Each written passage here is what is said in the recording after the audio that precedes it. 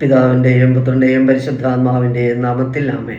വിശുദ്ധ മത്തായിയുടെ സുവിശേഷം 16-ാം അധ്യായത്തിൽ ഈശോ, ആരെങ്കിലും എനിക്ക് വേണ്ടി സ്വജീവൻ നഷ്ടപ്പെടുത്തിയാൽ അവനത് കണ്ടെത്തും. വലിയൊരു തെരഞ്ഞെടുപ്പിന്റെ വിഷയം. ദൈവത്തെ കണ്ടുമുട്ടാനും ജീവിത ലക്ഷ്യം ജീവിത വിജയം നേടാനും സ്വജീവിതം തന്നെ ബലി കഴിക്കാതെ ആവില്ല എന്ന് ഈശോ തുടരുന്നു. ഒരുവൻ ലോകം മുഴുവൻ നേടിയാലും സ്വന്തം ആത്മാവിനെ നഷ്ടപ്പെടുത്തിയാൽ അവൻ എന്തു പ്രയോജനം?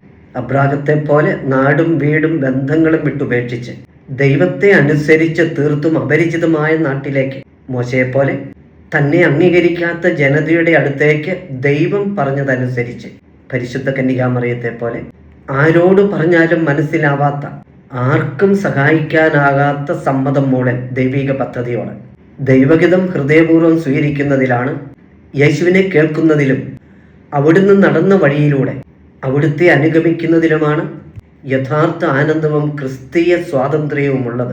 അത് നമ്മെ കർത്താവിനടുത്ത് സ്വർഗത്തിലെത്തിക്കും. വചനം തുടരുന്നു. മനുഷ്യപുത്രൻ അവൻ ഓരോരുത്തർക്കും താങ്കളുടെ പ്രവൃത്തികൾക്കനുസരിച്ച് പ്രതിഫലം നൽകും. ആ പ്രതിഫലമാണ് നിത്യജീവൻ, നിത്യരക്ഷ.